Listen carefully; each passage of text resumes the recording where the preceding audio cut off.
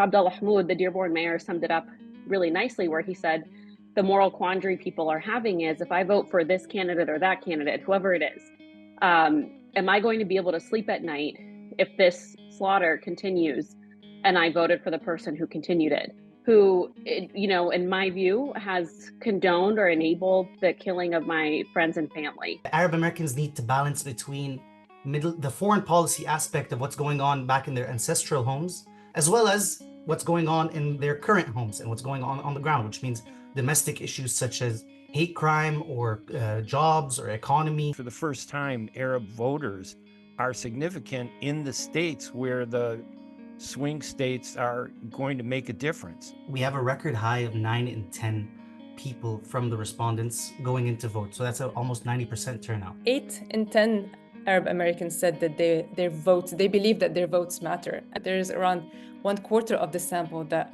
identify themselves as independents. And this is where the intention to vote is the lowest. When people talked about voting for Jill Stein or for Donald Trump or whoever it was more about, I need to send the Democrats a message than it was about really, strong support for that specific candidate. The majority of Arabs kind of fear a Trump resurgence, but at the same time, they recognize Trump isn't just going to hurt them. Trump is going to hurt the Democrats.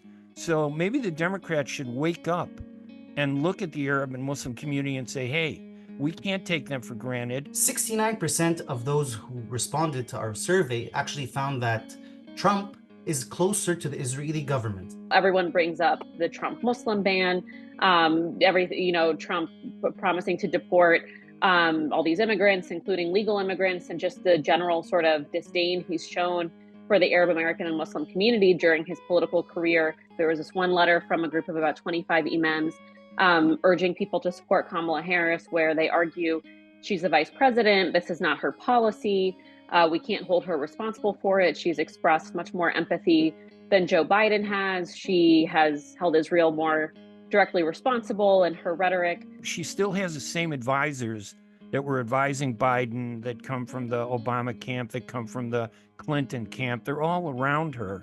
So the same strategy that they had before is being applied now. It seems like the central thing people are waiting to see is if someone like Kamala Harris would be willing to condition aid or cut off some weapons to Israel to try to get the wars to stop or force them to the table for some kind of ceasefire or temporary truce. Whatever happens in US policy will affect what happens on the ground in the Arab world. A safer region is a calmer region, and a calmer region makes a benefit to everyone, not only in the Middle East, but to neighboring regions as well as the whole globe.